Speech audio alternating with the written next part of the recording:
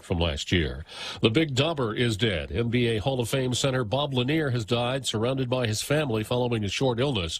Commissioner Adam Silver posting online that Lanier was one of the most talented centers in league history. He played 10 seasons with the Pistons and then another 5 with the Bucks. Bob Lanier was 73. America is listening to Fox News. The Federal Reserve is starting to increase interest rates to fight inflation, but they're still so low, making it the perfect time to refinance your home, to lower your rate, and perhaps take advantage of its increased value to put some cash in your pocket during these uncertain times. Cash that you can have the freedom to access when you want, where you want, with your Bank Pacific Visa debit card. Lower your rate, put cash in your pocket. Access your cash when you want, where you want, with your Visa debit card. Brothers put branches, we place roots, and we're rooting for you. Equal housing lender, credit conditions apply. Hafide Guam, this is Governor Leon Guerrero. Our teams at Public Health and GITA are rolling out several new programs to make childcare more affordable for working families while supporting childcare providers and growing jobs. Programa ni Pinila ni Famaguan Guahan launched on April 5th, and we've expanded eligibility so thousands more families now qualify. Please visit guamchildcare.com to learn more about these programs and apply for relief today. This ad is paid for with federal funds and administered by the Department of Public Health and Social Services. University of Nebraska Regent Jim Pillen has won the state's GOP primary for governor, beating, among others, businessman Charles Herbster, who had been endorsed by former President Trump. But in West Virginia, 2 Trump-backed congressional candidates have won their primary races. In the 2nd District, incumbent Alex Mooney bested David McKinley to earn the victory in the GOP primary. Mooney noted the backing that helped him win. Endorsed me 3 different times in press statements. Donald Trump loves West Virginia, and West Virginia loves Donald Trump. He'll now face Democrat Barry Wendell in November. In the 1st District, Republican seat holder Carol Miller easily won her primary and a spot in the general election against Democrat Lacey Watson. He was unopposed in his quest to become West Virginia's first ever Black American member of Congress. Gernal Scott, Fox News. Elon Musk saying Tuesday he will restore the former president's account when he takes ownership of Twitter. A reporter working for Al Jazeera has been shot and killed, covering violent clashes between Israeli forces and Palestinian gunmen in the West Bank town of Jenin. Congress is planning to hold its first public hearings on UFOs in nearly 5 decades. The House Subcommittee on Counterterrorism, Counterintelligence, and Counterproliferation holds a hearing May 17th on the Pentagon's Airborne Object Identification and Management Synchronization Group. Chair of that subcommittee, Andre Carson, tweeted, "Americans need to know more about these unexplained occurrences." A report last summer from the Pentagon looked at 144 sightings of devices that appeared to be flying at mysterious speeds. Not many conclusions came out of that report except the need for better data collection in case these things are a national security concern. In Washington, Jill Nato, Fox News. And I'm Jack Callahan. This is Fox News. Hafa Patsy Gogri from Security Title here with information about what a title company does. The title side of our business determines who owns a property and guarantees your ownership with a title insurance policy. The escrow side acts as an independent third party, managing the transfer of money and documents between the buyer, seller, lenders, and others. Security Title has a management of real estate closings down to a science. Give us a call. We are here to help. Hafa, my name is Jerome Kinata from the village of Umata. I've applied for the program as Salapi to help me in my daily commute from Umata to Manila. Thank you to this administration for the program in Salapi. The application deadline for program in Salapi has been extended to May 22nd, 2022. For more information, please visit doa.guam.gov. This ad was paid for by the Office of the Governor using government funds. We're already Pica's best radio station, but we're always looking for ways to be even better. Announcing the point on Alexa. In addition to our FM and HD radio feeds, our incredible app, informative website, Facebook Live, and YouTube Live, you can now tell Alexa to stream The Point. And your smart speaker will start playing whatever we're saying. News and views 24/7 with your 4-word command. Alexa, stream The Point. Welcome to Tall Tales with Bob Klitzkie. the only show on talk radio where common sense is a lot more common. Phone lines are now open at 888-TALK. That's 888-8255. And now, The Point proudly brings you Tall Tales with Senator Bob Klitzkie. A well-regulated militia being necessary to the security of a free state, the right of the people to keep and bear arms shall not be infringed, by golly. So here we are at the beginning of another exciting, elucidating, educational episode of Tall Tales, which I'm going to start with the non-editorial from the Pacific Daily News and that part of the program that we refer to as Zemi Ikutni.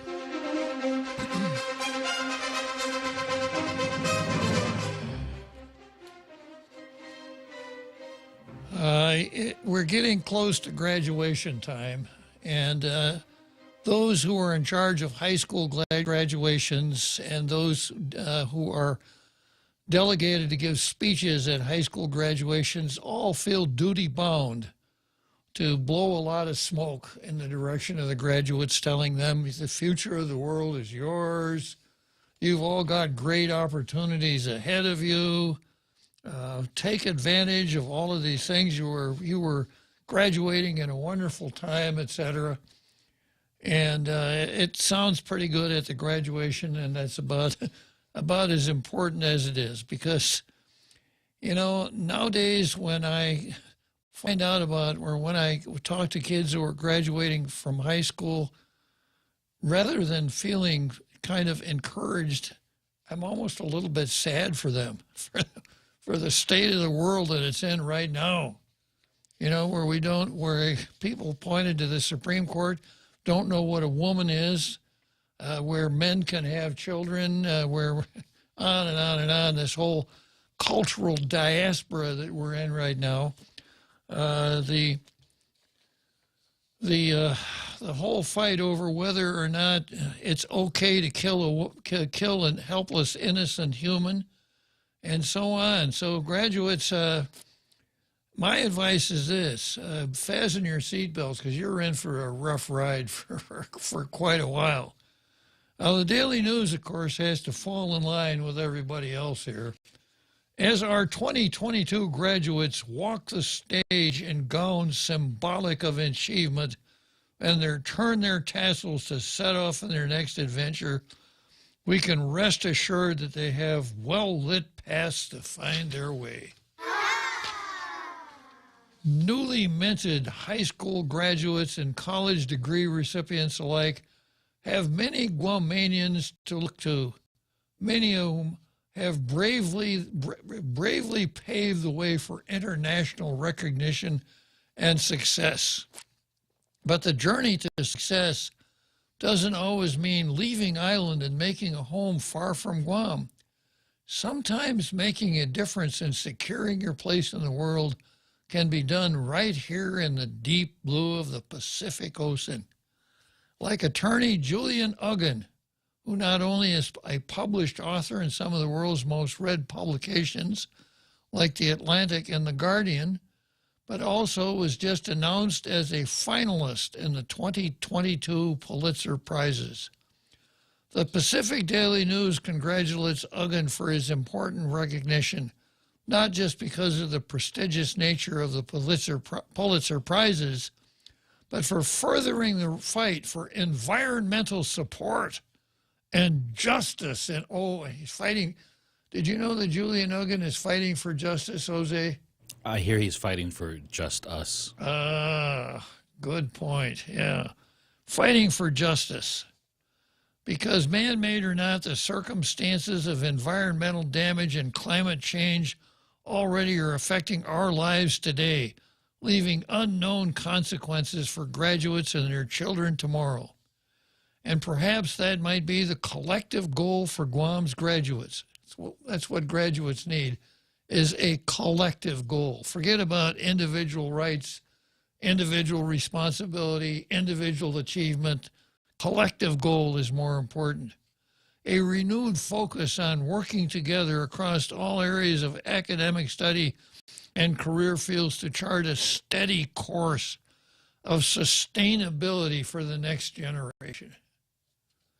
Whether the excited graduates are pursuing goals to practice medicine like Dr. Chrissy Mofness in San Jose, or if they're following artistic dreams of sharing their voice with the world like Heather Manley on Broadway.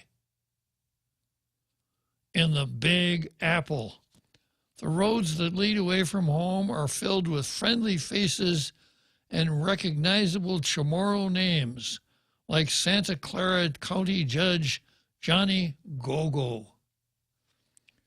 Music or art, medicine or law, business entrepreneur or culinary master, the class of 2022 has living proof that no matter where you go, a successful trailblazing Guamanian is never too far away. Well, nobody ever asked me to give the graduation exercise speech at the graduation exercise, even when I was the director of education. Yeah. But if I were going to do one, I would use the recently deceased Joaquin Areola as my model. Joaquin Areola, born in 1925, observed all the horrors of World War II. I suspect didn't have anything close to a prep school education. Probably a de minimis education.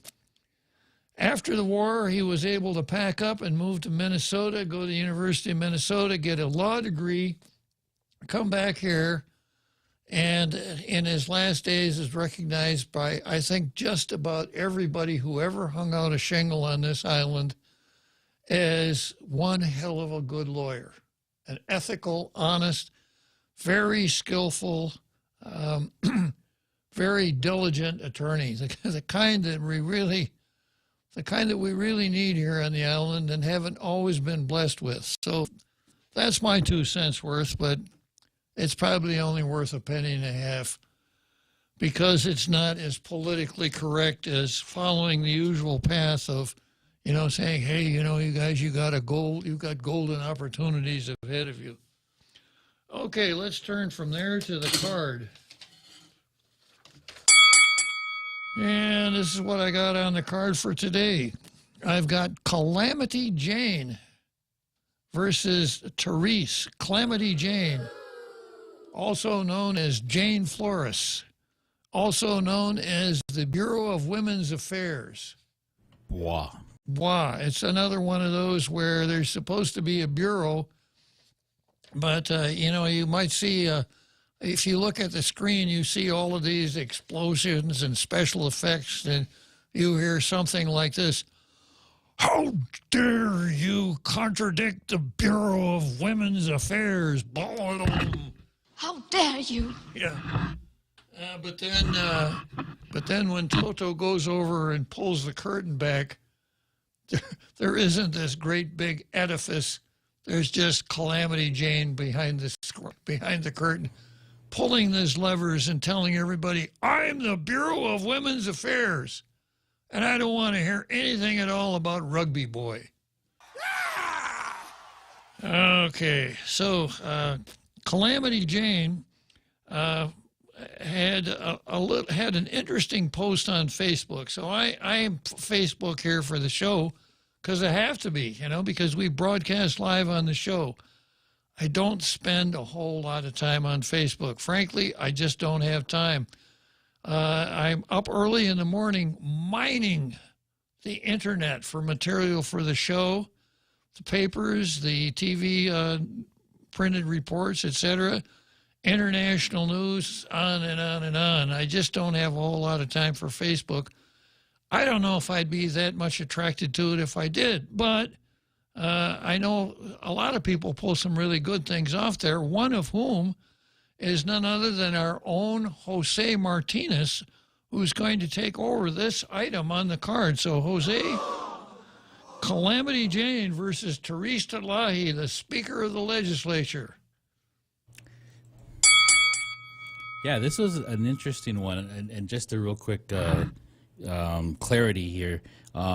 This was pulled off of a a chat, a WhatsApp chat. And I want to first start with a story that was, I think you've read it before as well, back in April 25, a story in the Pacific Daily News called People for Choice Wants More Public Input on Anti-Abortion Laws. And just a quick reading of a couple paragraphs here. Guam People for Choice, a coalition of people opposed to legislation that would tighten up abortion laws on Guam, wants more information and public input before a measure that would ban abortions where a fetal heartbeat is detected goes up for a vote at the legislature. The group wrote Speaker Therese Terlahi, who chairs the legislature's Committee on Health, requesting that she calls a series of informational hearings on Bill 291, the Guam Heartbeat Act of 2022, to discuss the medical, legal, and political consequences of this bill. We further ask that legal scholars, medical providers, social workers, and survivors, both here and in other jurisdictions that have filed this legislation, be invited to present their findings and data to our public. And that was very important to remember, because during Therese Terlahi, our Speaker Terlahi, went ahead and scheduled public hearings for this bill. And on the opening of the first hearing, because I think it was 2 days, 4 different sections, May 4th on 2022, the first public hearing date, she stated in the opening, "Your participation and feedback at this public hearing is critical at all deliberations that all senators will have on this bill and the decisions they will make. A public hearing is required by statute on all bills to be considered by the legislature. I continue to firmly believe that the public hearing process is the gold standard as far as hearings are concerned. It allows everyone who wishes to provide feedback on any issue to do so, and this body is mandated to place all the testimony from a public hearing and the dialogue in that public hearing onto the public record. This is why we are having public hearings on this bill and not roundtables and informational hearings." And I asked you, Bob, is that something that's usually done at the beginning of a hearing? And I don't think No, I've never heard that kind of rap before, Jose, and my recollection is that it was prompted by some of the pro-abortion people heckling Speaker Terlahi because she didn't do what they wanted. Heckling, harassing, not just Speaker Terlahi, but her staff. Uh-huh. And they were very angry that they weren't going to have their way. Exactly. And it showed in their testimonies. And lo and behold, this morning, I'm a part of a parish chat on WhatsApp. It's a very public chat because people who are members of the parish are able to go onto it. A lot of people see it. A lot of people are on there. And Jane Flores is also a parishioner of this parish and of the chat. And what was interesting is she had posted a conversation that she had to somebody named Shirag. I can't pronounce his last name. Shirag Bojwani. There you go. Who is he the public speaker for the Democratic Party? He's the chair of the Democrat Party, and he's also Tina Rose Munga Barnes' chief of staff. So he holds two really, really important positions. Right. And she had posted this and then later on deleted it, stating that it was posted on the wrong chat. But somebody had actually screen capped it and brought it to my attention before she was able to delete it. And I'll just read it right here because it's very interesting according to what I just read previously. Quote, "You know, Chirac, on second thought, no, the legislature does not get any support for recognizing Women's Health Week after having held public hearings on 291. Not from the Women's Bureau, anyways." Yeah, so there you go. Jane Flores. Yeah, Jane Flores. All of our suspicions once again confirmed.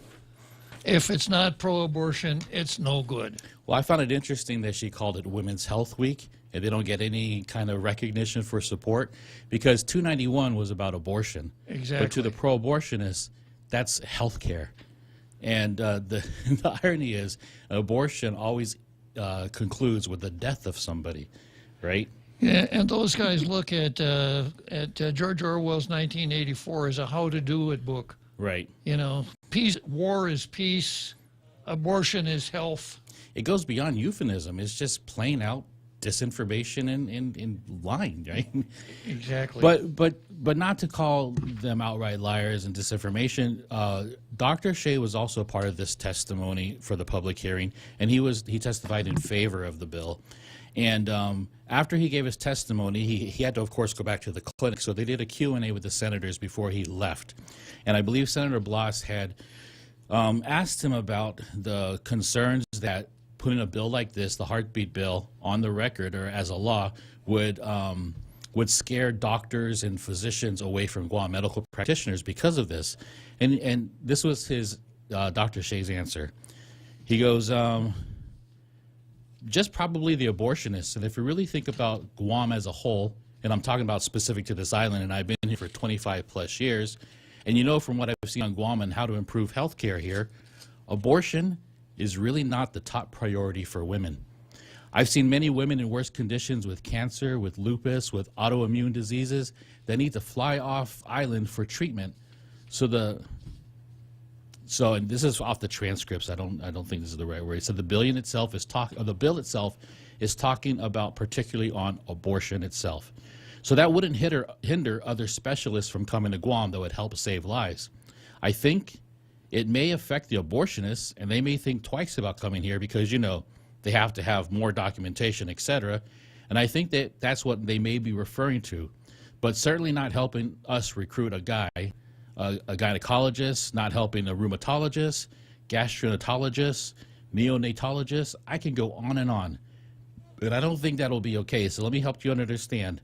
This abortionist or the doctor that specifically performs the abortion, that's specific. And the specialty that the doctor has, that's correct. It'll affect them. So here he's talking about what women's health is, and it most definitely is not abortion. Yeah, well, once again, back to George Orwell. War is peace, and so on. And I keep harping on this neo-Marxist approach to changing the words that people use, changing the language, changing the ways of expression, because it changes the way people think.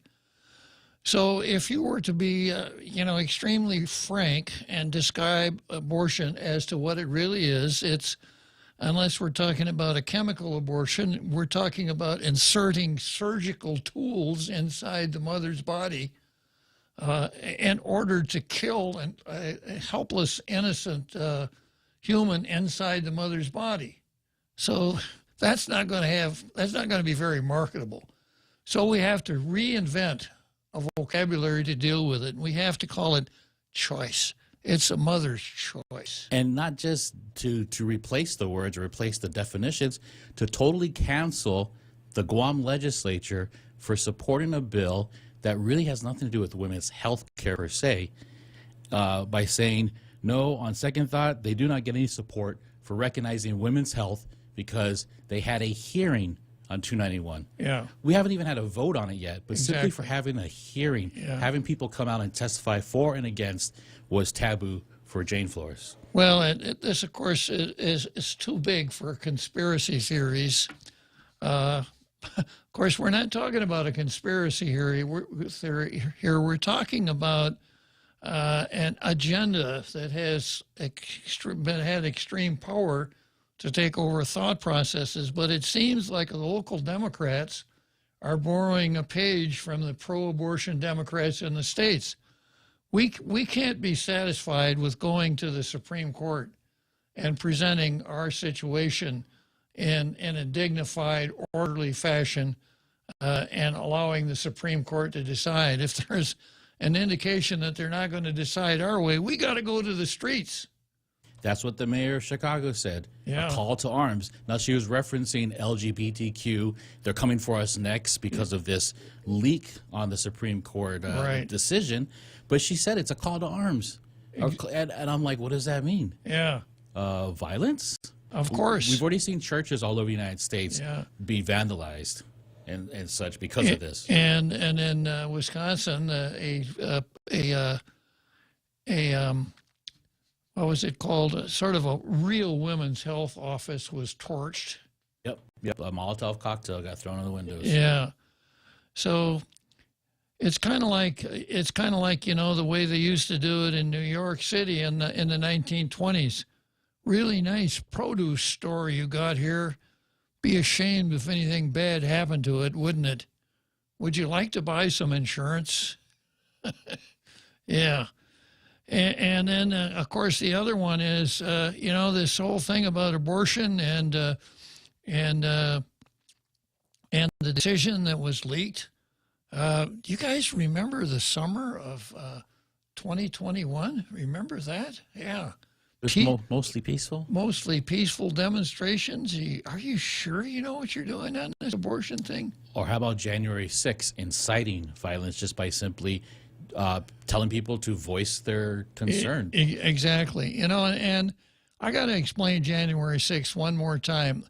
A classic example. What you had was an unruly, undisciplined, unled mob that went into the Capitol and did some petty thievery, some vandalism, and things like that after a speech by Donald Trump, where Donald Trump did not tell him to do that. In fact, Donald Trump was encouraging them to go to the Capitol and support the members of the Congress who were going to contest the election in accordance with law. And that was, if you'll pardon the expression, partially aborted because of the demonstration. So that's what happened. And of course, now the Democrats in Congress know what the proper result is to once again hang Donald Trump from a sour apple tree. And it's just taken them an awful long time to get there because that isn't what happened. But they're not giving up on it. So we live in a time where, that's why I keep bringing up systemic racism all the time. What actually happened, what the facts are, what the truth is, what the real vocabulary is to describe a particular event is now the same as calling the rice at a fiesta orange. Oh, no, you can't do that. It's our red rice. You leave our rice alone. Okay, so once again, Calamity Jane versus Therese. And another point I have to make here, the Bureau of Women's Affairs is nothing more than Jane Flores' soapbox. Because since she's been appointed to that position by the governor, she has done almost nothing except concentrate on abortion. You remember, she publicly announced that we're going to go off island and see if we can entice an abortionist to come to Guam. This is just terrible that we don't have an abortionist here. She wasn't able to do that, so we found out with some FOIAs that she worked very closely with the two doctors in Honolulu, Kaneshiro and Redu, who, because of the urging from Jane and the Bureau of Women's Affairs, came to Guam, were admitted to practice or licensed to practice here. This gave them standing to file suit to get an injunction concerning the chemical abortion law. So it shouldn't be called. In fact, Jose, I'm going to make a ruling right now. As attractive as it is to say "bois" for the Bureau of Women's Affairs, from now on, it's the Bureau of Abortion Affairs. That's how we refer to it, because it's a single-minded undertaking. And as much as I talk on the show about public officials, public officials should always address the public interest. And they want to be very careful about using the government back scratcher to scratch their own back. In other words, to further their own particular tastes and interests. And that's exactly what Calamity Jane is doing, as though the only issue for women is abortion. Having boys play rugby against them and grind up 3 of them in a game, that doesn't even merit a comment from Calamity Jane. Okay, so much for Calamity Jane versus Therese. I'm going to go backwards on the card for a minute here and pick up the... I'm going to take a short break here. I noticed are we having trouble with the phone? Yeah.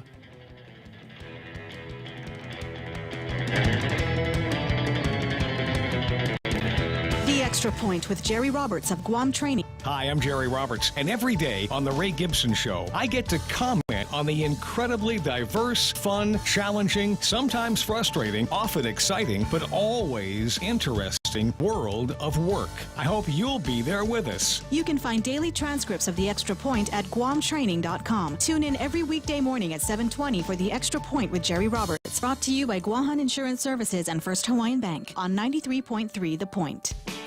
Are you looking for a new place to hang out with your friends? Let's go along the sidelines at Sidelines Bar and Grill. Located at 154 Iriarty Road, Unit 4 and 5 in Tamuning behind Royal Bigs. Sidelines, a hidden gem with nothing but great things to offer. Great atmosphere, great food, top shelf drinks, and a great team. What are we waiting for? Let the fun begin at Sidelines Bar and Grill. Open daily from 3 p.m. to 2 a.m. See you there. Nata from the village of Umate. I've applied for the program as Lapi to help me in my daily commute from Umate to Manila. Thank you to this administration for the program as Lapi. The application deadline for Program in Salapi has been extended to May 22nd, 2022. For more information, please visit doa.guam.gov. This ad was paid for by the Office of the Governor using government funds. We now return to Tall Tales with Bob Klitzkie, soaring over the confusion with his superpowers of truth. Call 888-TALK. That's 888-8255. Yeah, hello out there, Tall Gators. I really like it when people call in. It gives me a break. I don't have to jabber for 2 straight hours here. Sometimes our callers add dimensions to the show that wouldn't be there had they not called in, but we're having a little trouble today. So, Jose, give our international radio listening audience an update on the phone if you can. We're just doing a couple quick resets. It seems that when you do call in, I go to answer and the phone hangs up. I think I might have to fire this phone. Yeah. But we're resetting right now, and hopefully it comes back to normal soon. Okay, well, as soon as you've done the reset, please give us a heads up, okay? Thank you, Jose. Okay, once again, I go through the ads in the newspaper, the notices, etc. The Alcohol Beverage Control Board is having a meeting on Wednesday, May 18, and they're going to talk about new license applications for Chris Market, Good Company Bar, Dan Shopette, New MTM Market, and Capital Kitchen. And then they're also considering a permanent additional consumption area for Shamrocks, Inc., and a temporary alcoholic beverage license for Pacific War Museum Foundation, Micronesian Cup Basketball, and Palauan Community Association of Guam PCAG fundraiser. And then there's an item 7, manager, assistant manager applications, new renewal, without mentioning the name of the manager or assistant manager. And then 2 strange items on the on the agenda.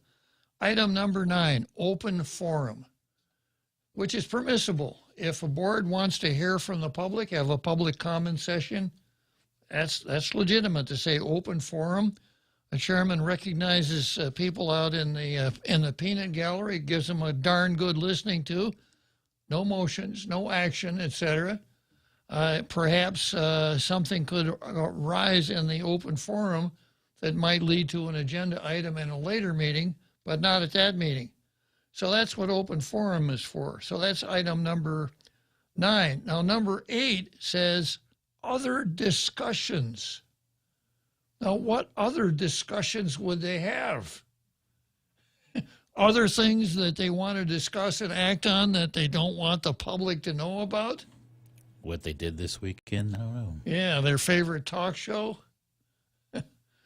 So that's enough to queer the whole deal, if you'll pardon the expression.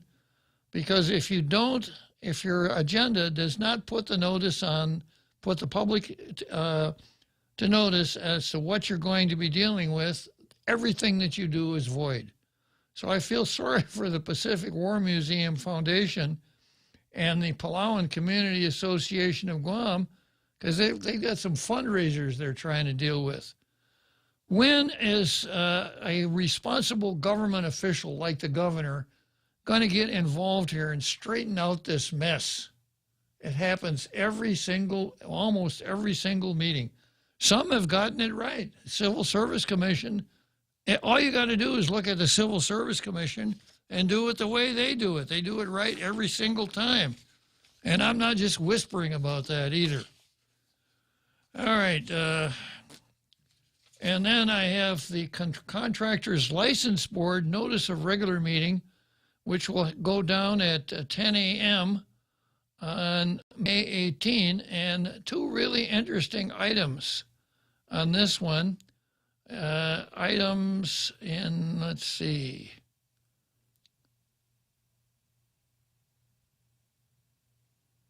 Administrate leisure section reports, and under B 3 and 4, we have the investigation division, which is Nita Bailey, investigator supervisor. We have item number 3, case 2021-09-03, G4S, Teresa Sakazaki versus Technologies for Tomorrow, update.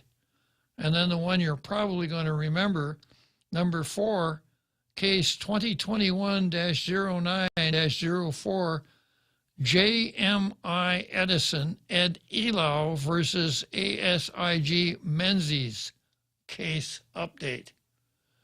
Now, if you don't remember these two cases, let me refresh your recollection a little bit. Let's see, how did that go? Primo. Sota. Yeah, Sota Primo. Can you at least send us a note that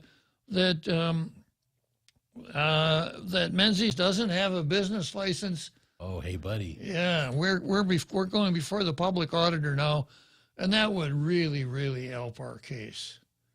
And then our buddy sends exactly what they sent a draft of our buddy who copied and pasted into his own email and sent it back, to which JMI Edison in the person of Ed Elau said, "Thanks a million, buddy." Wrong. Yeah, so this is probably the most consequential case that the Contractors Licensing Board ever touched, because it's going to result in a total reform of the way the board does business. A new administrator, the temporary one, really understood what was going on.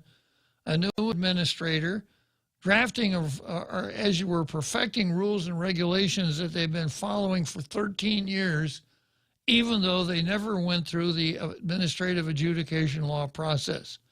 So the Contractors Licensing Board was a bureaucratic dumpster fire. And I'm probably not even exaggerating there. It was so bad. But because of Buddy Orsini helping out his primo, the whole thing is probably going to straighten out.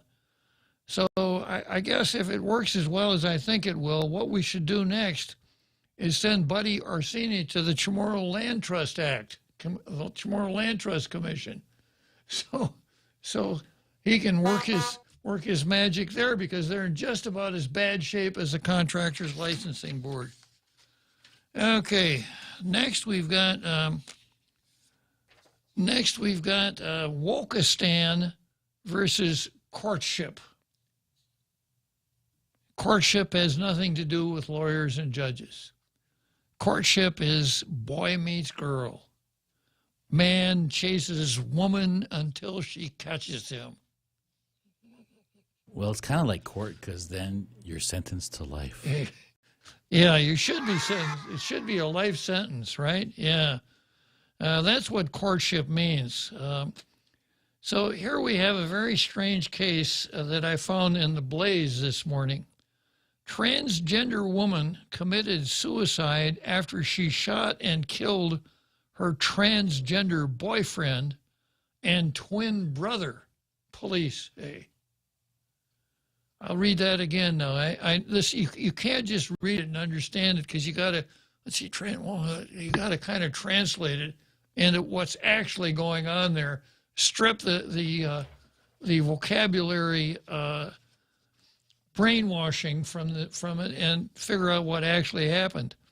Transgender woman committed suicide after she shot and killed her transgender boyfriend and twin brother, police say. Wow. Oh, they're not telling us whether there are any transgender cops involved here. That's an important detail of the story.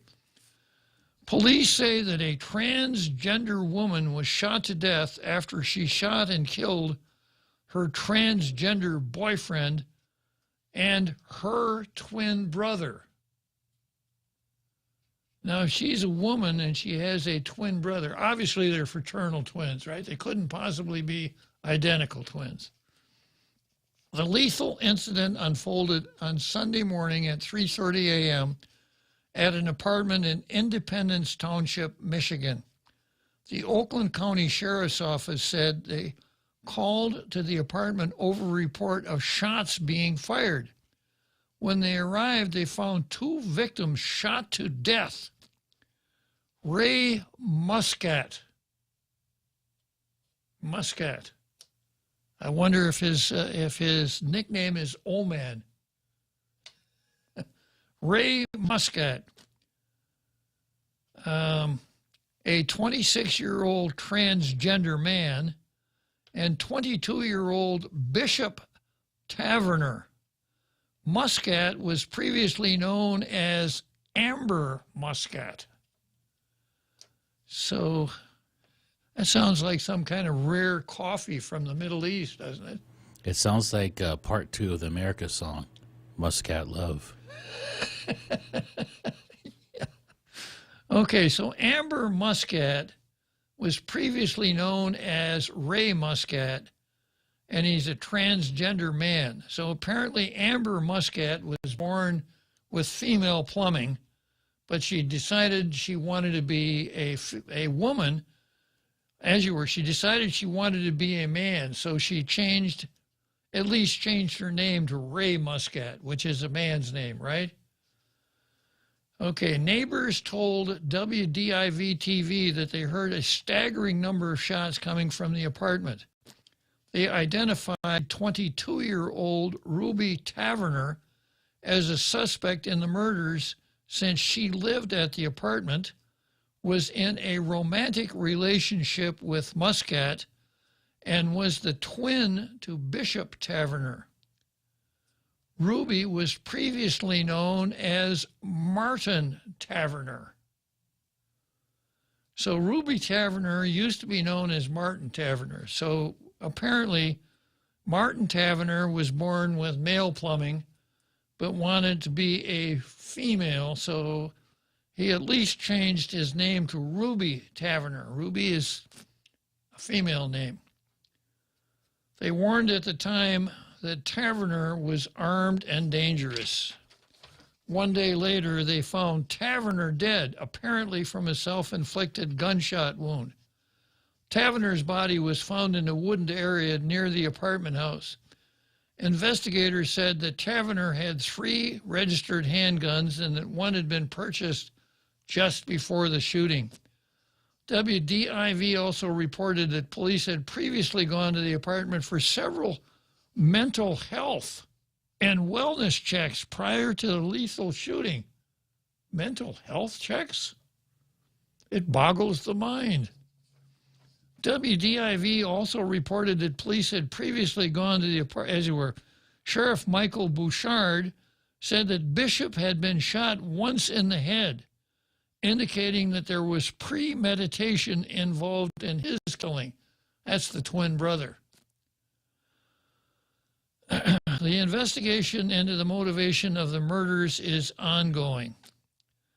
Quote, this tragic situation has now been brought to a close, and our investigators will now pivot to see if we can answer the question on everyone's mind. Why? The sheriff said. So going back and sorting this out then, from the standpoint of courtship. So you had Ray Muscat, you had Amber Muscat, a 26-year-old female, and you had Martin Tavernier, Martin Taverner, a 22-year-old man. So apparently Martin, the man, took a shine to Amber, but they decided to properly perfect their relationship. They would have to flip. So Martin then becomes Ruby, and Amber becomes Ray. So Ray then apparently wants to be recognized as the male in the relationship, and Ruby wants to be recognized as the female. I used the phrase sexual anarchy the other day, and I would use it again, except I'm afraid it's not really quite descriptive enough. If these two people were really up on the times, they would understand that if they wanted to have a relationship, only one of them would have to do the trans routine so that they could be of the same sex. Then they could get married under the way we do things now. So, transgender woman committed suicide after she shot and killed her transgender boyfriend. What'll they think of next? Now, I don't know that this is part of it, but could this have possibly been a love triangle, Jose, involving the twin brother? Is that why he was executed, shot in the head? More like a love hexagon. Yeah, very, very true. Or pentagon. Yeah, pentagon, better, yeah, okay. Okay, now, we bring this home. Next item on the card is Equality Now, as you were Equality Guam versus Guam Rugby. I spent a little time on Guam Rugby just to bring you up to date. After we take a short break here, no luck on the phones, Jose? It's working. Okay, the phones are working, so flood my switchboard with calls out there, tailgaters. Happy day, my name is Jennifer Quijano Paredo of Protect Services. So when COVID hit, everything was about COVID, COVID this, COVID that, and somehow even my equipment was catching COVID. But joking aside, my equipment is important in our daily operations. Somehow I was having a difficult time getting through SBA. They were just giving me a runaround. So I reached out to our congressman's office, and with their team and the Guam SBA, they were able to help me in getting our truck repairs as well as another truck to keep our businesses running. And in the future, if you guys have any federal concerns or issues, reach out to your congressman's office. Thank you for helping save small businesses with federal funds. Thank you for helping save small businesses. Thank you for helping small businesses with federal funds. This ad was paid for with official funds from the office of Congressman Michael F.Q. San Nicolas. Subway's Eat Fresh Refresh does it again, bringing back a classic fan favorite on the menu. The roast beef returns. And not just any roast beef, it's choice Angus roast beef, flavorful and satisfying on its own, or layered with oven-roasted turkey and Black Forest ham in the Subway Club. Whether you're a choice Angus roast beef purist or like the variety of the Subway Club, both come piled high on hearty multi-grain bread with fresh hand-sliced veggies. Get your fill of the new roast beef at Subway. Eat fresh.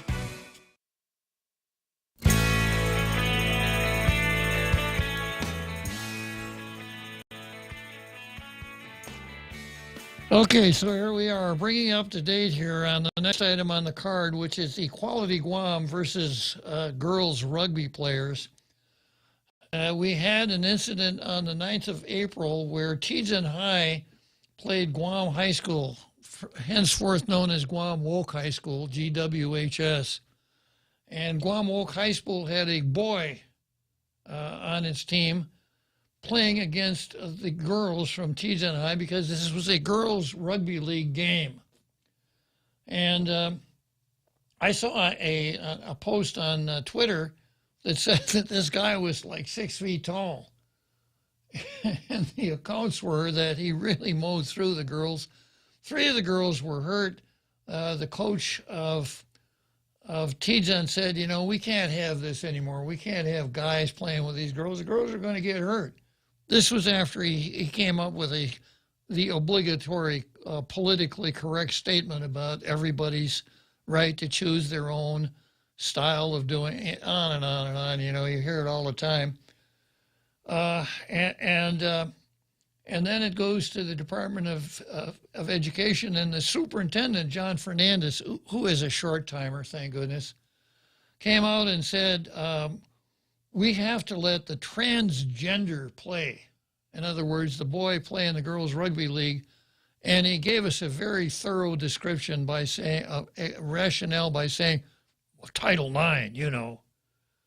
No explanation of why, etc. Troy busted the Title IX balloon on his website by showing that Title IX, a United States, a presidential, excuse me, a statute, the statute that actually sort of equalized boys and girls sports in any federally supported school.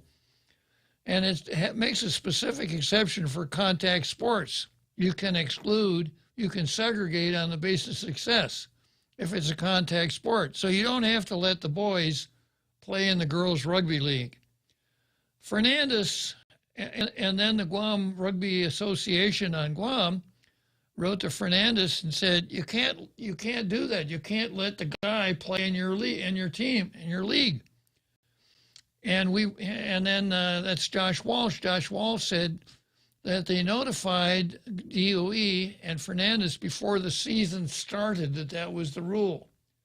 Fernandez said that they were wrong, that they didn't get notice until after the season started, that they have to let the guy play, and he looks forward to an inclusive and competitive season next year. In other words, when it comes to Wokistan, John Fernandez has a passport issued by the Republic of Wokistan. He is woke. So that's where we stand right now. I wrote a column for the Pacific Island Times. If you haven't read it yet, I think you'll find it enjoyable. I can just give you a couple of, I don't want to be in competition with the Pacific Island Times, which is well worth $1.25 once a month, by the way. But the title of it is A Fairy Tale About Rugby and the Wokesters. And I quote a very well-known piece of American literature in the column. And it goes like this. What are little boys made of? Frogs and snails and puppy dog tails. That's what little boys are made of. What are little girls made of? Sugar and spice and everything nice. That's what little girls are made of. And I mentioned Coach Tija and Coach Kerber spoke out in the appropriately politically correct language, saying, I believe that we all should have the utmost respect for the life identity choices that are made by any person and embrace those choices. And then he got down to business and said, but we can't do it if somebody's going to get hurt. So you might want to read that. But that's the background here. This all started because Guam Woke High School, also known as Guam High, also known as Dodea, fielded a boy in the girls' rugby game against Tijan High. And nothing but chaos has broken out since then. Well, Equality Now has put its 2 cents worth in. And this is what Equality Now says. For hundreds of our island's youth, sports can also instill life skills, including accountability, leadership, and dedication, as well as idealism, equality, fairness, perseverance, discipline, and integrity. When LGBT youth are excluded from sports, they miss out on these important character-building lessons and benefits. The transgender and gender-expansive athletes, That's getting a little too specific. Now they're bragging about it. Yeah. Participate in the sports for the same reason as everyone else does, to learn good sportsmanship, get and stay healthy, be part of a team, and build a sense of belonging with their peers. Yet they face even greater barriers to sports participation. As of March 24, there are 286 anti-LGBTQ bills in 36 states. Of these bills, 127 are anti-transgender, setting a new record for the most anti-trans bills introduced in a session. Of these anti-trans bills, 60 are specifically intended to ban transgender youth from playing sports. 36 deny transgender youth best practice medical care, and the remainder limit transgender people from accessing restrooms, necessary identity documents, and more. Now, you got to remember when you're reading this, transgender means someone who, at the minimum, is pretending to be a different sex than his physical body would show. It can be hard to understand what it means to be transgender, especially if you've never met a transgender person. Well, if we met a transgender person, we shouldn't know, right? You know, if you are born as a man and you put yourself out as a female and you're very convincing, then we wouldn't know. Tell that to the Assistant Surgeon General. Rachel Levine. Yeah, you'd never know that Rachel Levine was born a man, would you? That's why they had to give her Woman of the Year. Exactly. Anybody who's born a woman can get to be Woman of the Year. It takes a lot of skill if you're born as a man to be Woman of the Year. And then by the same token, all this talk about females and women's rights and, you know, how women are not appreciated and all that stuff, it can't be that hard because a lot of men think they can do it. On a tangential issue, this is why identity and politics don't mix, because you're not going to get everybody to think that same way. Females, there's probably some females who agree with it and some females who don't agree with this issue. The grander issue here is, why is it that everybody in one group has to think the same? Exactly. Why? Yeah. I don't agree with everything that other Chamorros think of. I don't agree with everything other males think of. And we can't always identify each other by our externals and go with that one group. So this alphabet soup thing is kind of curious. Is that what everybody in that group think? Well, if that's what the person who's writing says, it must be.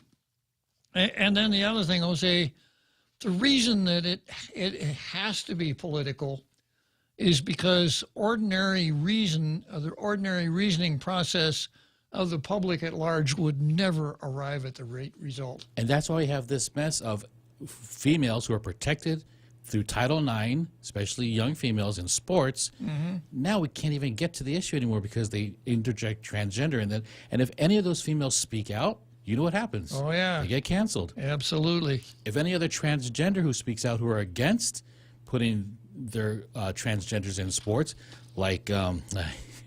yeah, Leah Thomas there you go. At the University of Pennsylvania. Yeah. Then they're also excommunicated from their group, right? Exactly. Yeah. Yeah, people thought those University of Pennsylvania swimmers were all wet, Jose. Let's break for the big halftime show.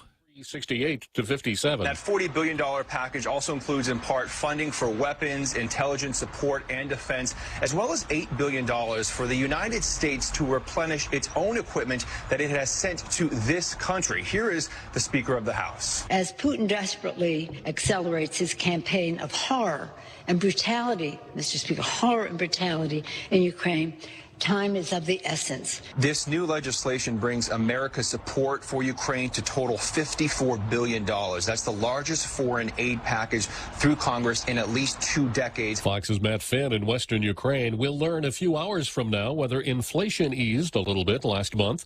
The government reports its consumer price index for April this morning. The Biden administration hoping it's less than the March number, which puts the inflation rate at a 40-year high. The president Tuesday announcing his latest plan. He's urging Congress to pass legislation to help with child care costs, build more homes, and raise taxes on the wealthiest. But his plans are getting blasted by members of the GOP like South Dakota Republican Senator John Thune, who told Fox, "Stop the out-of-control spending." And I think that's what, do no more harm. In his administration right now has no solution except to spend more. A new Fox poll says the majority of Americans believe inflation's going to stick around for at least another year. Fox's Jill Nato. The Senate scheduled to hold a procedural vote today on the bill that would codify abortion into federal law. No realistic chance of passage, but Senate Majority Leader Schumer wants GOP senators on the record. 100 million women Americans' right to control their own bodies, and they're focused on a leak. Misplaced values. America is listening to Fox News. Hafa Day. I'm the owner of Guam's largest tourist attraction group. The pandemic's been very tough for all of us, and particularly for my team members. So I'm really appreciative and grateful for the PUA assistance to our team members, and more recently, the SVOG federal grant that allowed us to reopen these facilities and re-employ everyone at a critical time when PUA ended. From myself and my team, on behalf of all of us, thank you for the federal funds that allowed us to reopen. The federal fund you provide saved many, many jobs. Thank you. Thank you so much. We employ about 35 technicians for our shows. Thank you for the federal funds. It kept us going. Thank you for helping with the federal funds. Thank you for the federal funds. Thank you for helping to save our jobs. Thank you for the federal funds.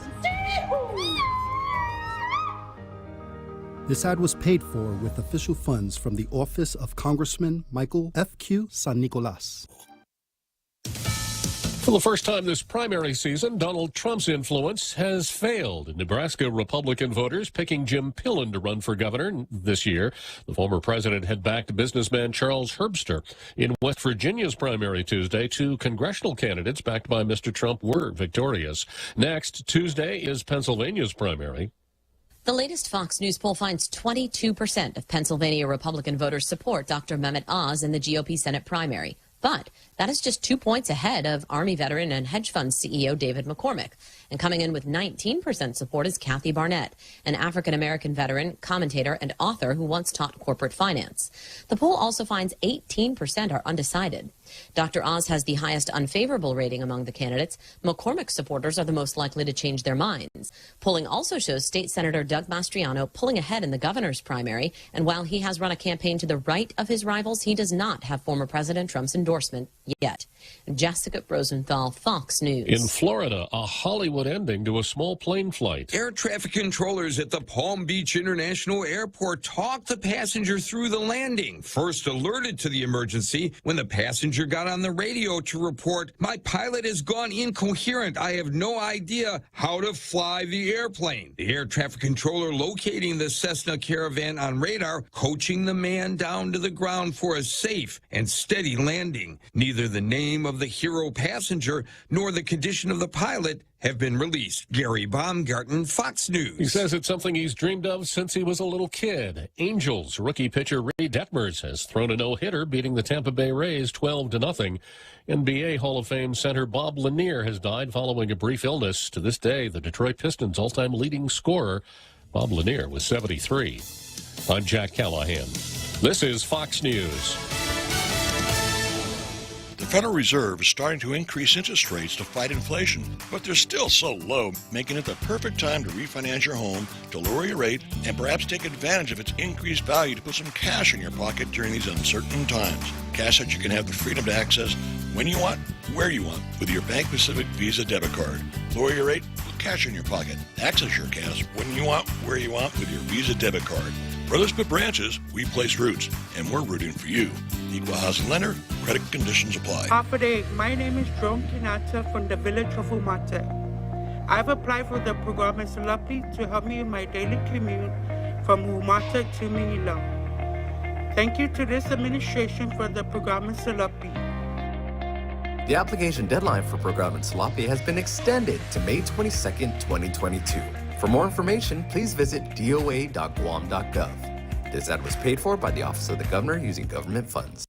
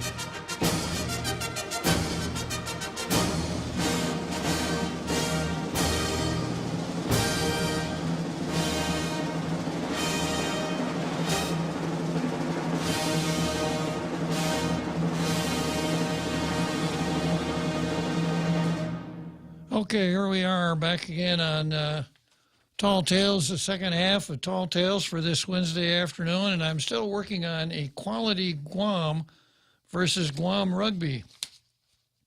And I'm reading this piece here dealing with the Equality Guam presentation. Equality Guam is an organization that represents the interests of the LGBTQ and whatever community.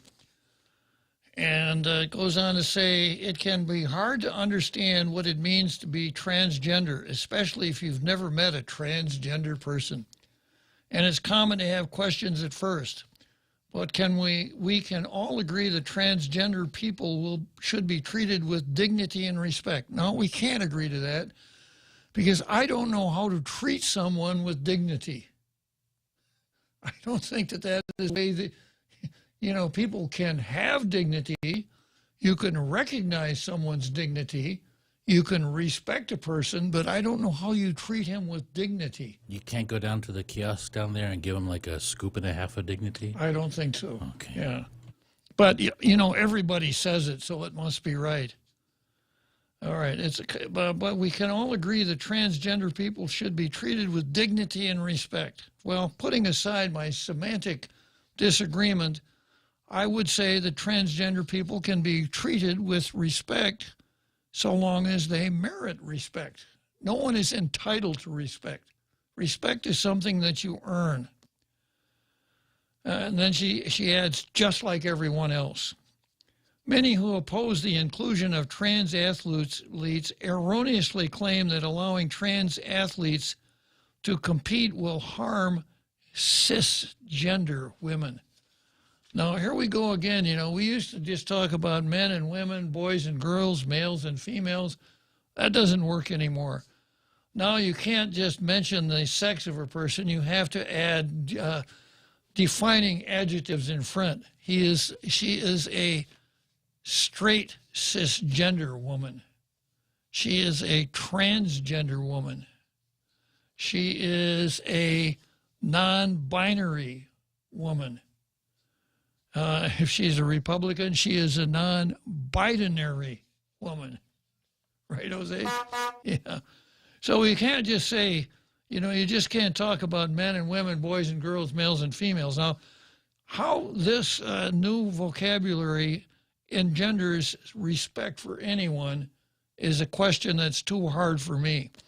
But in case you didn't know, a cisgender woman is a woman who does not pretend to be a man. Yeah, and a cisgender man is a man who does not pretend to be a woman. Wouldn't it make sense to be a cisgendered woman and a bro-gendered man?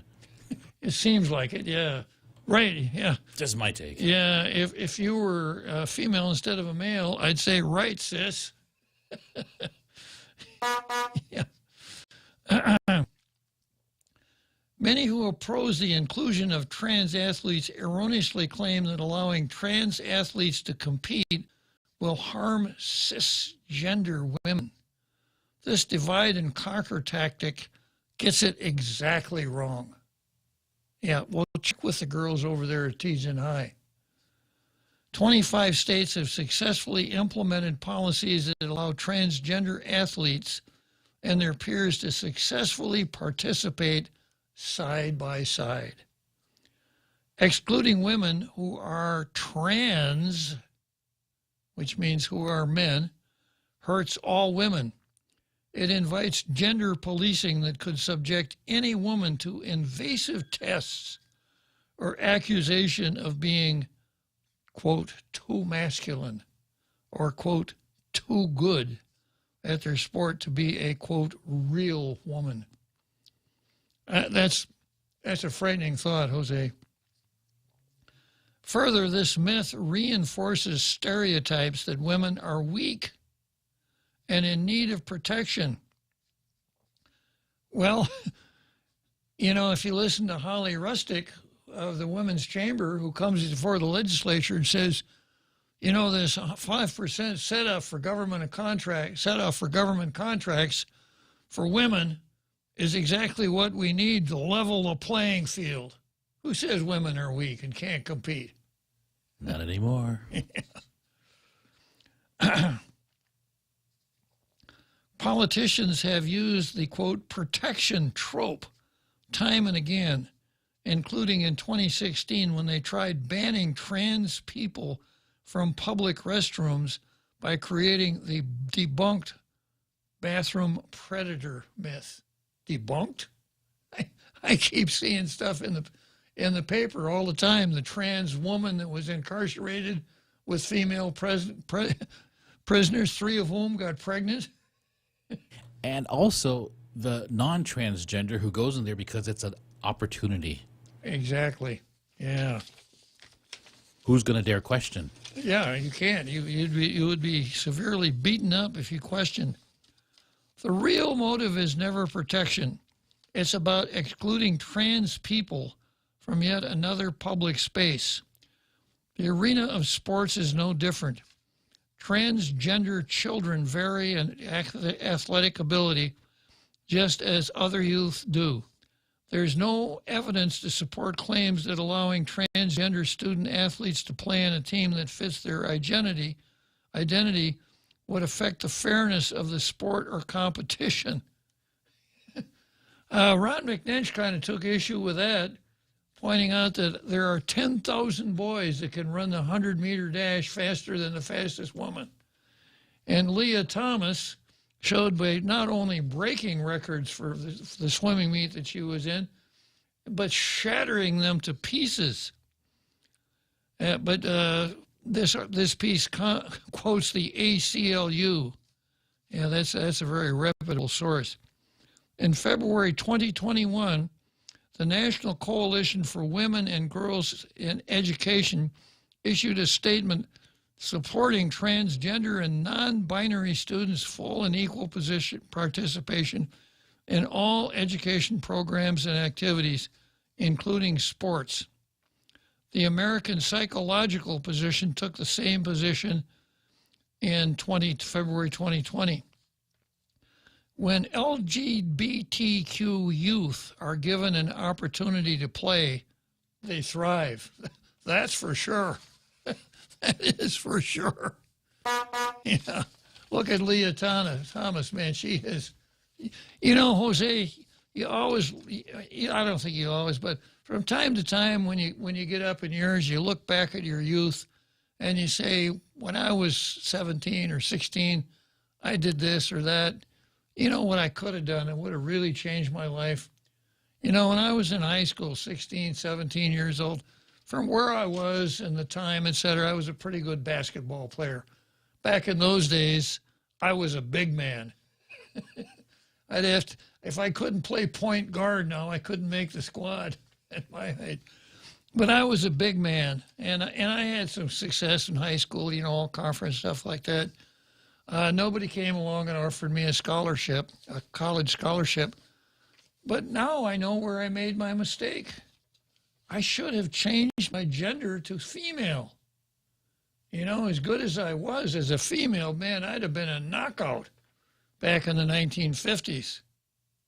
If it wasn't for that mustache. Yeah, that would have held me back. Oh, you mean knockout in sports? Yeah. Oh, okay, all right.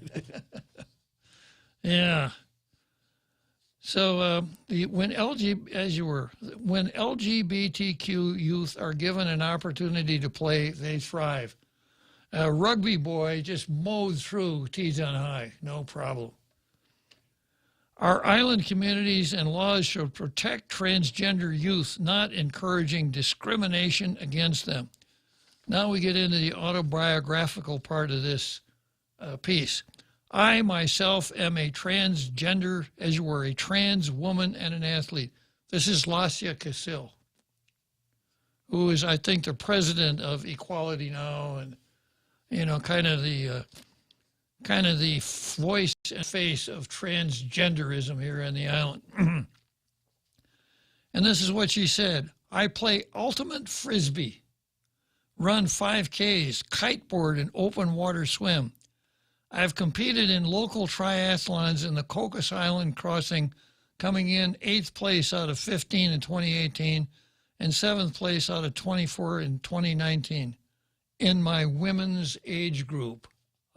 I increased my speed by 12 minutes because I trained for a year, not because I was once misgendered as a male. I played tackle football and mopped the floor with the UOG varsity. No. I played rugby and was the star on my team when we played the girls. Equality Guam is a registered local nonprofit 401c4 founded in 2019 that opposes any and all efforts to speak to discriminate or marginalize LGBTQ persons based on gender, sexual preference, gender identity, and advocates legislation and government programs to improve the health, well-being, and quality of life for LGBTQ individuals, their children, and their families on Guam.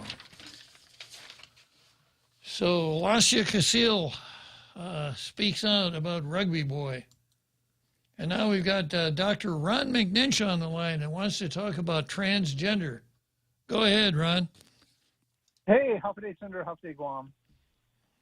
You know, Senator, I think ultimately it's going to take a U.S. Supreme Court decision to put a lot of this stuff down and clarify that men are men and women are women and boys are boys and girls are girls.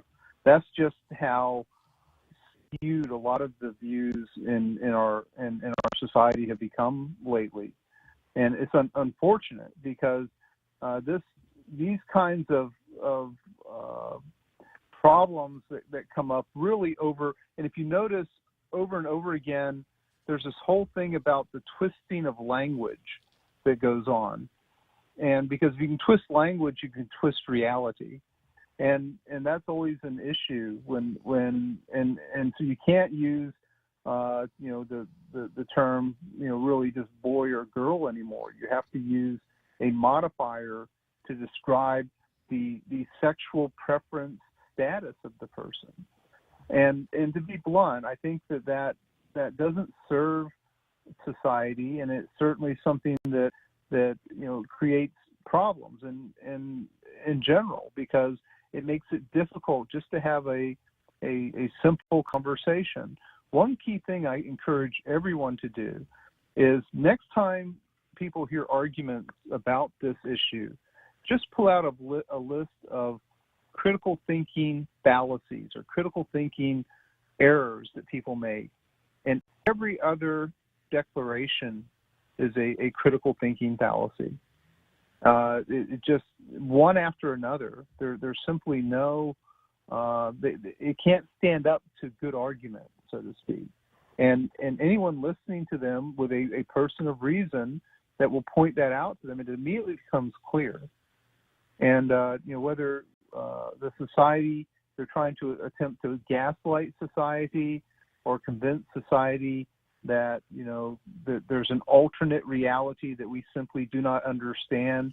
I think that in general, as adults, we can choose what we want to believe and not want to believe, and I think that we can also choose which rights should be extended to whom through our institutional processes. But ultimately, I think it's going to take a Supreme Court decision because, I don't think these efforts are going to stop anytime soon until they're put to rest. And I think it's going to take the courts to do it. Well, Ron, I hope not, because the judicial process is not a good way to resolve social problems.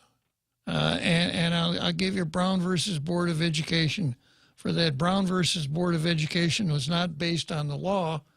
It was based on sociology. And had we not decided, had the court not decided it the way it did and hung on for a little while until Justice Harlan's dissent could have been the Supreme Court decision, Justice Harlan said the government's got no business knowing what the race of any of its citizens is, the Constitution is colorblind. Think of all of the problems we'd have saved if we had done that instead of letting the Supreme Court come to the final decision. I'll give you Dred Scott versus Sanford. Judge Taney thought he was going to solve the issue of slavery, and what he did was bring on a civil war. So when you go to court, there's a winner and a loser. And oftentimes it's a winner and a very poor loser. And we can see that right now with just a draft decision where the pro-aborts are going out and engaging in mob rule to try to persuade the court to come the other way around. So my sense is that those of us who understand what's going on, and you hit the nail right on the head with changing the language in an attempt to change reality, we have to be able to win this battle in the town square and not in the courts. And it's a winnable battle because we're right. We're correct. We're not wrong. We're not trying to gaslight anybody into thinking that you have to be a biologist to know what a woman is. So that's my 2 cents worth, Ron. Right, and Justice Harlan, that was from the Plessy versus Ferguson dissent that he had. Is that the? Yeah, and you know, he was a Southerner too. You know, that's the. You know, there's a lot of rich history that you just mentioned. I think also that another point that I think is important is that I believe, and it doesn't matter about. I'm not talking about anything in the LGBTQ community or whatever from that standpoint. But for me, it's simply fundamentally unfair to young women and girls to have them treated in this sort of way. And that's the fundamental level. If we're going to talk about fairness, I hope that people will talk about what's fair to these young women and girls also. Because for me, that always gets overlooked. Who has talked about the wonderful games that girls rugby has been playing out on the field this season? Who's been talking about the wonderful sense of sportsmanship that the young girls have had playing rugby? All of that's been lost because of these kinds of distractions, unfortunately. And we should be. Go ahead, Ron. We should be celebrating young women's sports. We should be encouraging young women to have sports and be able to compete with equity. You know, the folks love to throw around the term equity. Equity should be applied to this, and that is we should treat women fairly. Yeah. As long as I got you here, Ron, when this all broke out and the superintendent of education decided that he was going to make the call, and he continues to make the call, including dissing the Josh Walsh over there at Guam Rugby. As I read this, as someone with a little professional education and experience as a director of education, this is the board's call. This is not the superintendent's call. And I'm wondering when the board is going to put his foot down and say, Superintendent, you are not the board. Yeah, I think that we did hold a meeting. I called for a meeting. A special information session was held. And then I think, and then they had originally proposed to hold a special meeting on this question. And then it was defaulted back just to the regular general meeting, which will happen on, I think, late May, but it's after the rugby season, I think, is pretty much over. So I'm going to repeat, this is not the superintendent's call. It's your call. You're on the Board of Education, and you were the first one that alerted the public, hey, what's going on here? Right. So would you like to comment on the role of the superintendent versus the board? Well, I have to say, sir, I'll have to reserve the opportunity at this point, but I do want to say that shows like yours are very important for the community discourse, and I think that you talking about it, and particularly in an informed way as you have, is very, very important. Well, thanks, Ron. Anybody who says good things about Tall Tales can't be all wrong. Okay. Thank you so much, sir, and I always enjoy your show. All right, good talking to you. And let's watch out for young women and girls' rights. Yeah, I think protecting their rights is important. If you haven't read my piece in the Pacific Island Times, spend $1.25 and buy it. It's well worth the I'll money. go get it today. And now that you mentioned it, absolutely.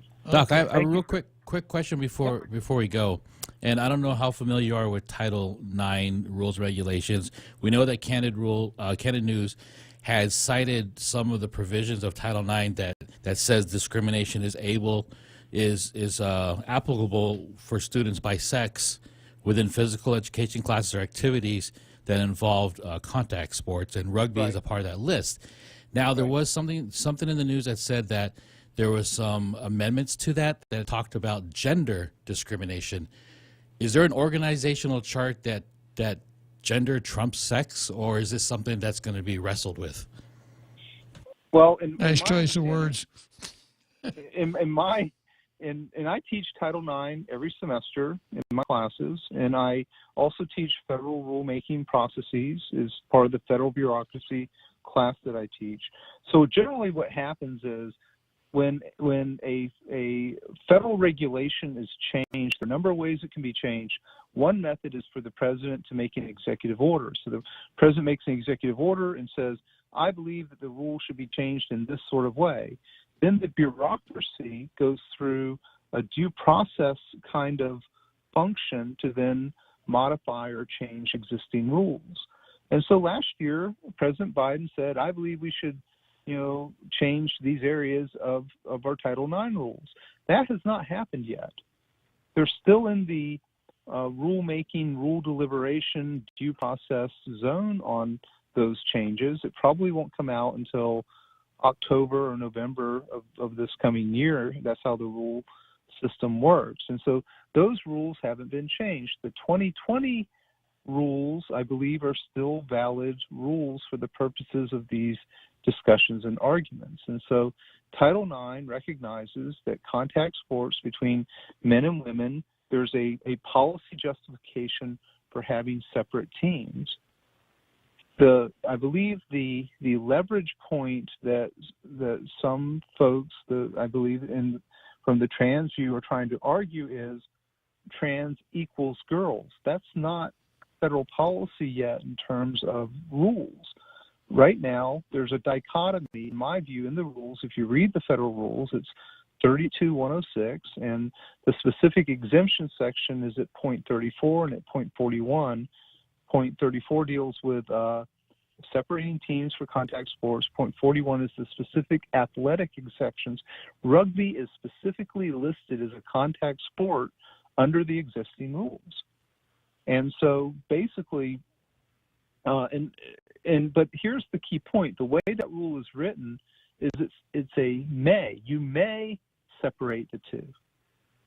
It doesn't say you must separate the two, or it doesn't say you shall separate the two. It simply says you can at your discretion.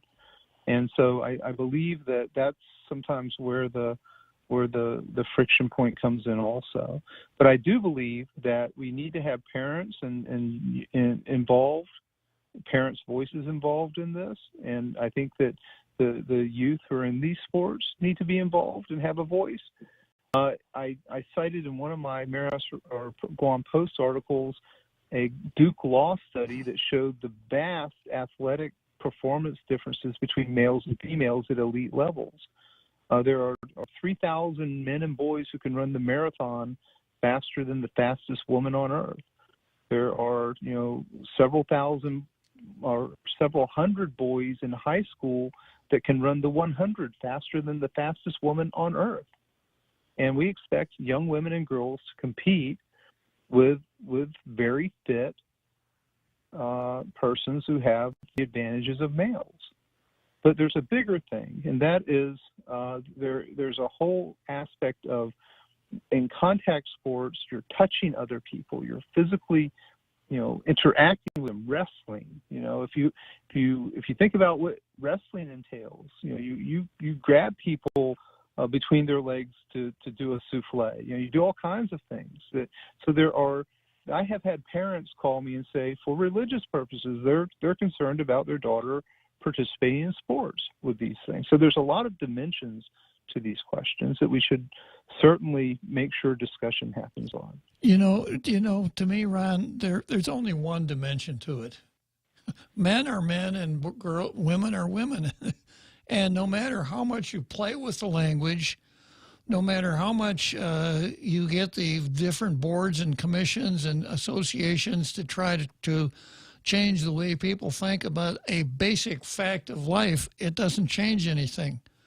And then, of course, I have to always make the pitch, this classic cultural Marxism, to gaslight people so that they think, well, gosh, I always thought I knew the difference between men and women, but wow, no, I'm not so sure. I'm not so sure that I'm right about that, and maybe I'm not right about other things either.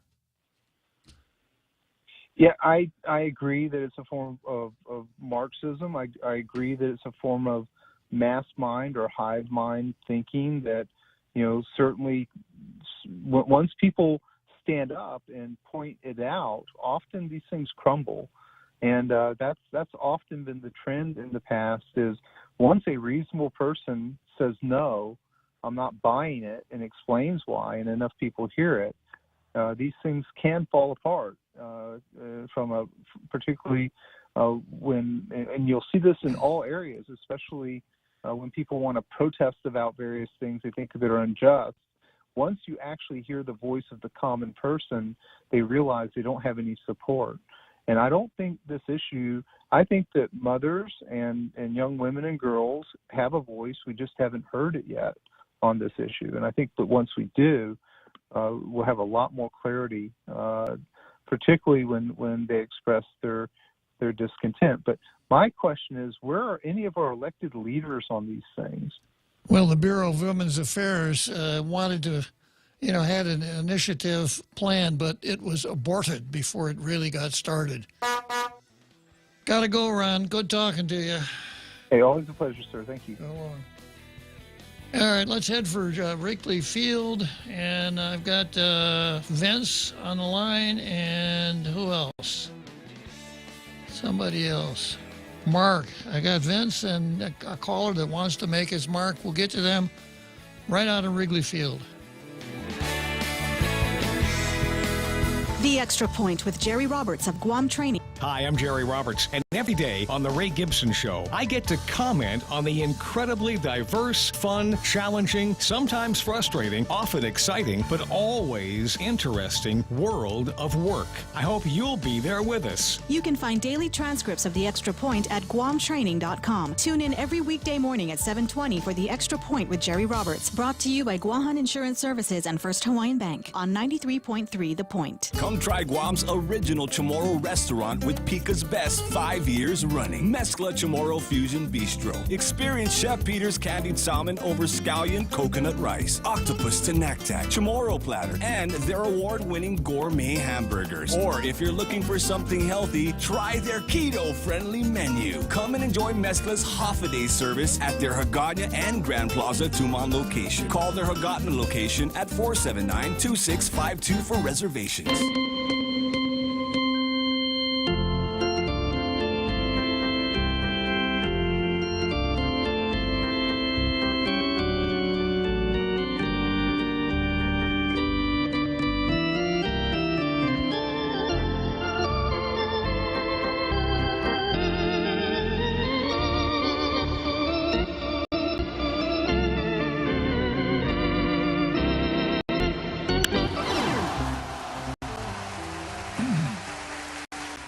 Oh, here we are, Wrigley Field in Chicago, world's most beautiful ballpark. It means I got just 2 more innings of Tall Tales to go today. Before I get to Vince, who wants to talk about Saint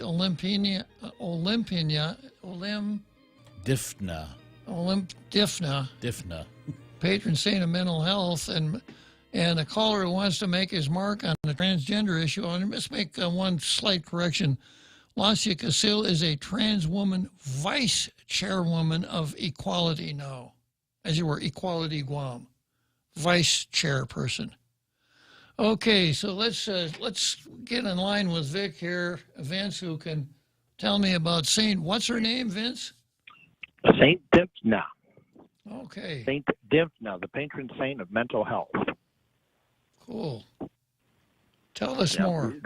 There's a pavilion in front of the Department of Mental Health and Wellness and Gender Equality, I think, sitting to commemorate this month. I think this whole month is commemorated towards not her, but the mental health of our nation, our community. Which I guess this conversation that you're having, if it's not indeed in line with mental health, it might affect either adversely or positively somebody's mental health, because it's a sure confusing topic. It does seem to recall the parable about the emperor wearing no clothes, because common sense really should prevail, and either the emperor is naked or the emperor has no clothes. One of those two. Yeah, good points, Vince. So Saint Divna is not just the patron saint of just mental health generically. He's also the patron saint of child abuse, rape victims, and something else. But her story really is one that unfortunately our island needs to pay attention to in terms of trying to improve things. So she died somewhere in like the 500s and was a victim of sexual predation, predators, and did not give up her virtue without a fight, and then unfortunately lost her head. But her memory has served as a inspiration for people who want to maintain their virtue, people who want to protect their womanhood. And so this conversation talks somewhat about that. There's a motorcycle about to go by me, sorry. We're also celebrating motorcycles here on the side of the road. I'm not driving while I speak to you. But if I can go quickly, because I know you got another guest. Go ahead.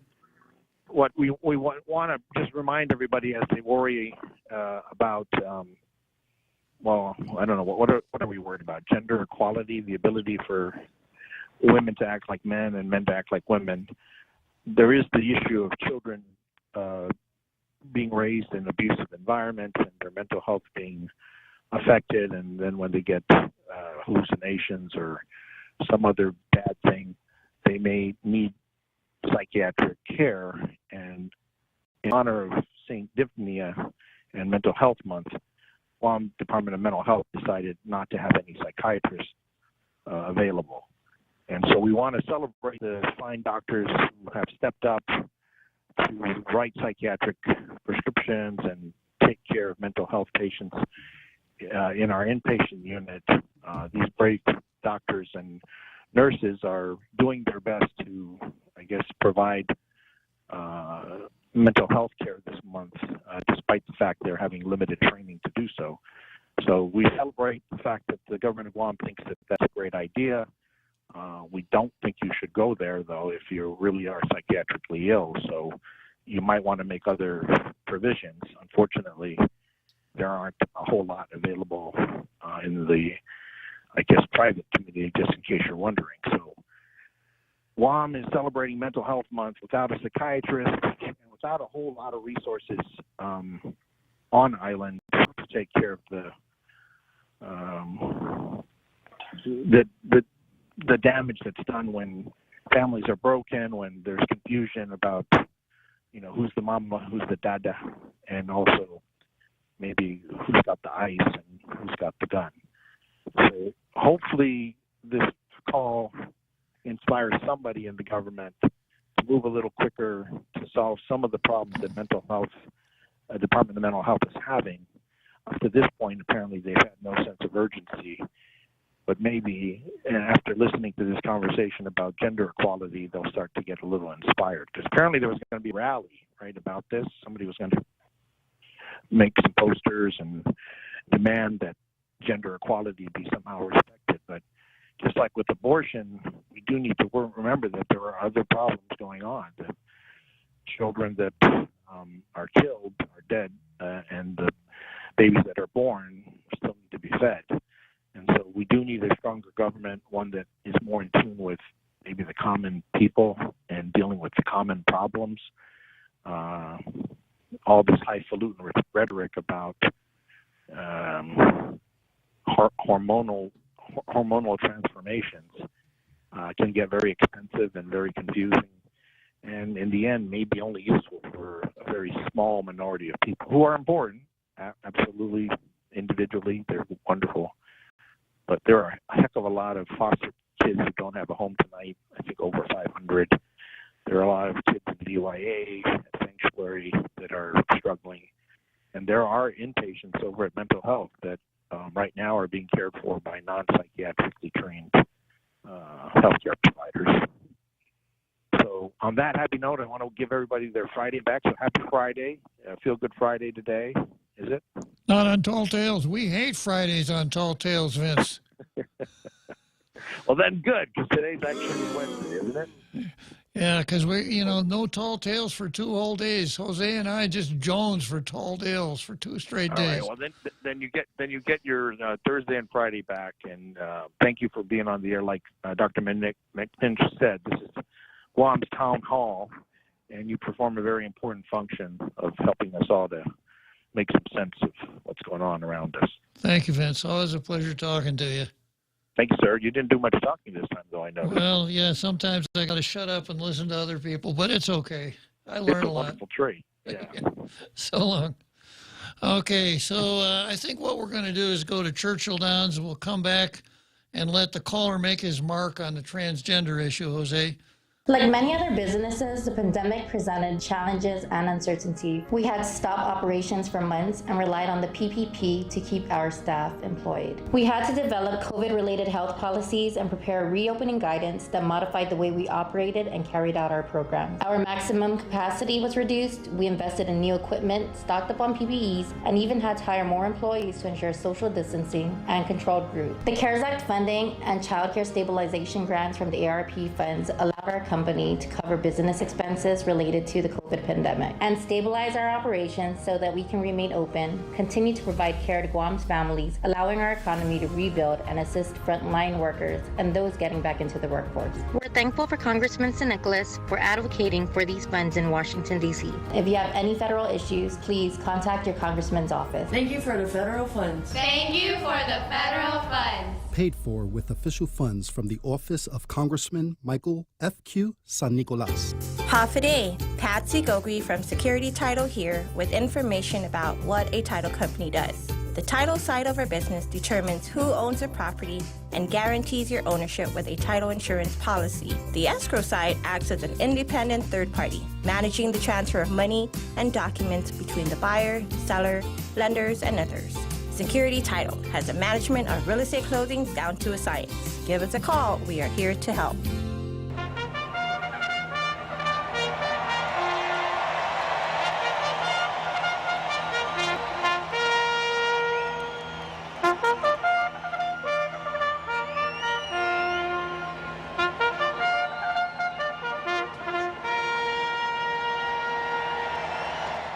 So here we are, Churchill Downs. We're heading on the home stretch here on Tall Tales. A couple more furlongs, and I'll be crossing the finish line.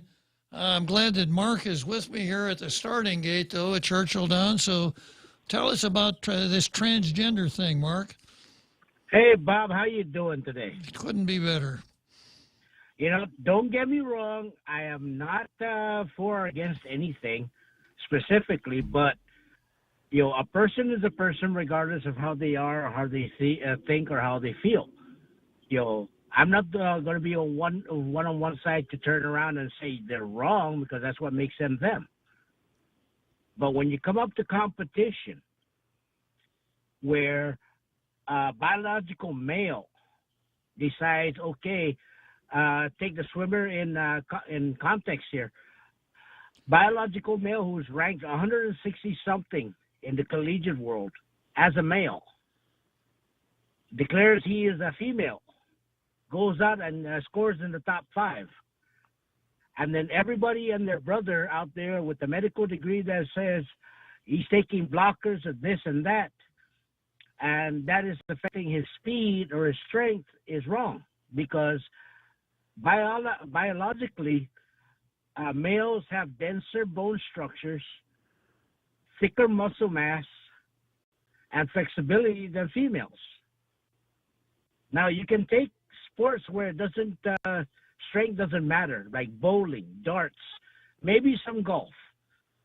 All right, you got some of the greatest players out there that can actually match up, male or female. But when it comes to strength, endurance, and anything reverted basically to the individual sex structure, just for someone to say that because a male is decides to be called a female, or a female decides to be called a male, is just totally and utterly wrong. Because they are not biologically the same. And then when you sat there, and I believe the comment you made was, where are the senators? Where are the politicians on this? Politicians won't touch this because of our upbringing, the Catholic faith and all this and that. And it's a political time bomb.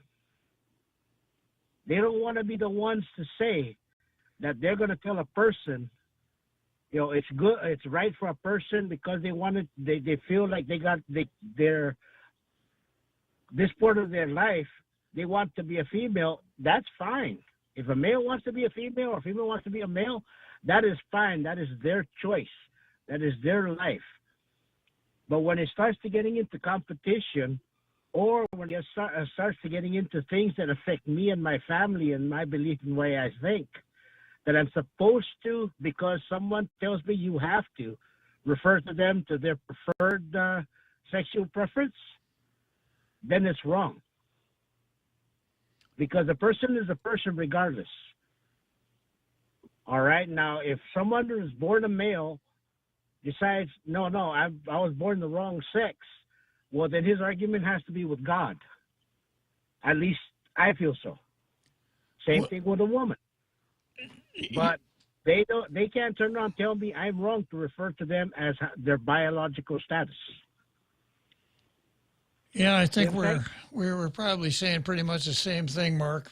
So I can't disagree with anything you said. I appreciate your chiming in on this. This is a really important subject that can't. It is, but to be honest with you, Bob, that can't be settled in the courts or in the legislature. It's got to be settled in the town square, like we're doing right now. Yeah, but and like I said, a person is a person.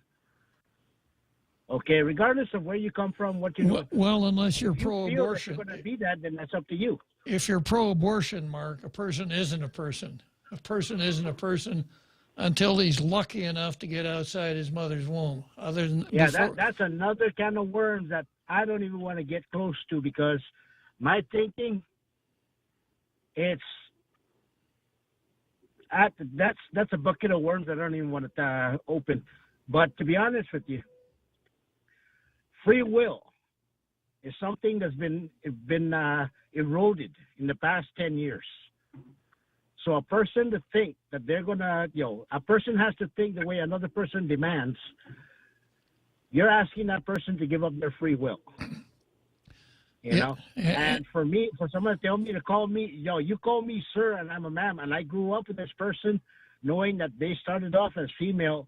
Now they demand to be considered male. I'm sorry, but I will call them a female because I know. And do with your life. If everyone wants to accept you as a female, that's fine. You live your life.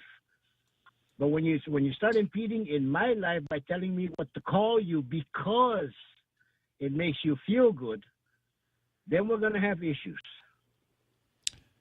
Okay, Mark. I think you pretty well nailed it down for us. This is another Mark. Is that correct, Jose? So another Mark. Thank you very much for calling in and chiming in on Tall Tales this afternoon. It's good talking to you. All right, you take care, Bob. So long. Yeah, another Mark. I wonder how many Marks we have. The phone book is full of Marks. Yeah. Okay. Yeah. Let's see. There's Groucho. Right? Groucho. Harpo. Yeah. Zeppo. Carl. All the Marx Brothers. Okay. Let's see. I got about 9 more minutes to go. I got one more item here that kind of goes in the same line that Equality Now is complaining about. Let's go to South Carolina. South Carolina Senate advances bill that would prohibit biological males from participating in women's sports. How dare they? How dare you? Legislation prohibiting transgender students in South Carolina from playing on sports teams not aligned with their biological gender in public schools and college sports advanced in the state Senate on May 4. The Senate voted 30-10 to pass Senate Bill 531, also called the Save Women's Sports Act. And I've been waiting for the opportunity to mention this, but you know, lawyers use an argument device called reductio ad absurdum. In other words, you take someone's argument and then you take it to its logical or perhaps illogical extreme and see what the results are. So if it's okay for someone who's born a male, male plumbing, etc., who wants to be a female, and then that person can play in female sports, if that principle were adopted across the board, we wouldn't have any girls playing sports, because every one of the girls' teams would be made up of one of these transgender females. And then Congress would have to come back again and have a Title 9.1 to achieve what they thought they were achieving when they passed the thing in the first place. Title never mind. Title never mind, yeah. If that bill is adopted in the House and signed by Republican Governor Henry McMaster, it would prohibit males who have decided they are females from playing in female sports. The Senate amended the original House bill to also prohibit females who have decided that they are males from playing on male teams. Republican State Senator Richard Cash told the Epoch Times that the bill is to prevent what is taking place in other states from happening in South Carolina. We should be so enlightened here on Guam. Female athletes should have a fair opportunity to compete against other females without males who identify as females also being allowed to compete with them, Cash said. He pointed to the transgender swimmer Leah Thomas at the University of Pennsylvania, who won the 500-yard freestyle race at the NCAA Division I Women's Championship in March of 2022. Thomas, who grew up competitively swimming as a male, began taking hormone replacement therapy in 2019, declaring himself a woman in his junior year in college. There have been females at the high school level who have certainly suffered some similar situations in which they were denied the winner's podium by males who identify as females winning a race, Cash said. Proponents of the bill argue that males have unfair advantages in female sports, while critics claim this type of legislation, now here comes the key word, marginalizes children who don't accept their biological gender. Whenever you see someone building his argument around the word marginalize, take a long, hard look. Some have argued that the bill would altogether prevent transgender children from playing sports. On this argument, Republican State Ashley Trantham told the Epoch Times that the bill doesn't keep transgender athletes from playing sports if they so choose. It just specifically says that if you're a biological male, then you cannot play on an all-biological female team. How do they come up with ideas like this? You know, they must have a bunch of geniuses there in South Carolina come up with something as profound as this. No! If you're a biological male, then you cannot play on all biological female team. It has everything to do with fairness and the physical advantages that a male has over a female. South Carolina United for Justice and Equality, an LGBT activist group, said the bill is a response to a manufactured issue that would impact what the organization describes as non-conforming athletes, while unfairly targeting transgender girls. The organization said that transgender people don't have a competitive advantage in sports because it said transgender women compete at all levels similar to women. No female transgender athlete has qualified for the Olympics. Now, they left out the key word there. It begins with Y. It's 3 letters long. Yet. Despite rules permitting participation that have been in place for more than a decade, at the high school level, 20 states already allow trans kids to compete in sports consistent with their gender identity.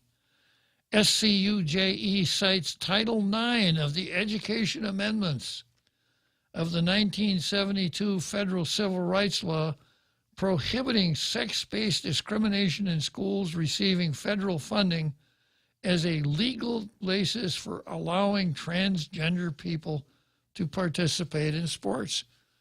And once again, attempting to bend the line. Who said a transgender can't compete in sports? Is that like that privacy word in the Constitution? Exactly, yeah. In March 2022, Republican governors in Oklahoma and Arizona both signed bills into law that prohibit males who believe themselves to be females from competing in public school sports. In April, the South Carolina House withstood more than 1,000 amendments by Democrats that delayed the 82 to 28 vote to pass the House version of the bill by several hours. Democrats made 1,000 amendments to the bill just to stall it out. On the bill, Democrat State Senator Mia McLeod said on the Senate floor on May 4 that the legislative body is pro-birth, pro-death, pro-hate, and pro-discrimination, then alluded to the global pandemic that some South Carolinas are struggling to come out of. Well, let's leave South Carolina for now, and it's time for me to say goodbye to the president by saying, let's go, Brandon!